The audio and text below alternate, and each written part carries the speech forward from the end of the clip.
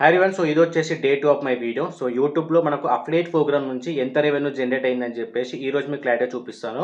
Already day 1 video చేశాను. ఎవరైనా చూడాలనుంటే వెళ్లి చెక్‌ఔట్ చేయండి. సో వెనకాల మన ల్యాప్‌టాప్ స్క్రీన్ అయితే కనిపిస్తుంది కదా. ఇక్కడ వచ్చేసి మనం ఏందంటే యూట్యూబ్ స్టూడియో అయితే ఓపెన్ చేసుకుందాం. ఓకేనా. సో ఓపెన్ చేసుకున్న తర్వాత మనకి ఈ విధమైన ఇంటర్ఫేస్ వస్తుంది. ఇది చూసుకోవచ్చు. మన ఛానల్ నేమ్ వచ్చేసి మన వెహికల్స్ ఇన్ఫో. ఓకేనా. సో 10,218 సబ్స్క్రైబర్స్ అయితే ఉన్నారు. సో ఇప్పుడు మనం వచ్చేసి ఏం చేయాలంటే అనలిటిక్స్కి వెళ్ళాలి.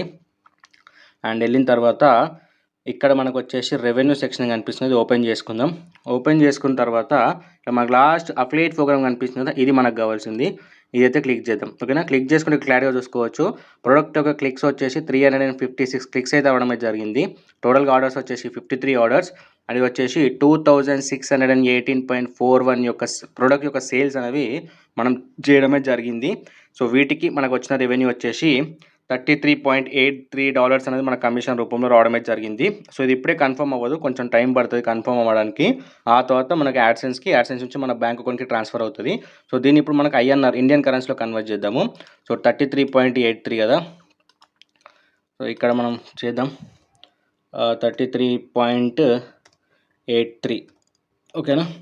సో ఇక్కడ మీకు క్లారిటీ చూసుకోవచ్చు. టోటల్ వాల్యూ వచ్చేసి 2,970 రూపీస్ అనేది మన కమిషన్ రూపంలో రావడమే జరిగింది.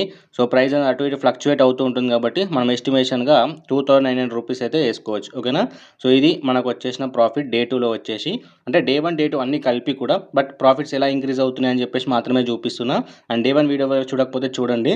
And day 3 day 4 day 5 video every రోజు నేను ఏంటంటే ఏవైతే మన సేల్స్ అనేవి ఇంక్రీజ్ అవుతున్నాయో, క్లిక్స్ ఎన్ని వస్తున్నాయో, ఆర్డర్స్ ఎన్ని వస్తున్నాయో ప్రతి కూడా నేను డీటెయిల్గా ఎక్స్ప్లెయిన్ చేస్తాను. అండ్ ఇన్ కేస్ మీరు కూడా నేర్చుకోవాలని చెప్పేసి అనుకుంటే ఎలా ఇంప్లిమెంట్ చేయాలి, సో ఎలా గ్రో అవ్వాలని చెప్పేసి మీకు అనిపిస్తే కింద కామెంట్ చేయండి. నేను డీటెయిల్గా అయితే ఎక్స్ప్లెయిన్ చేస్తాను.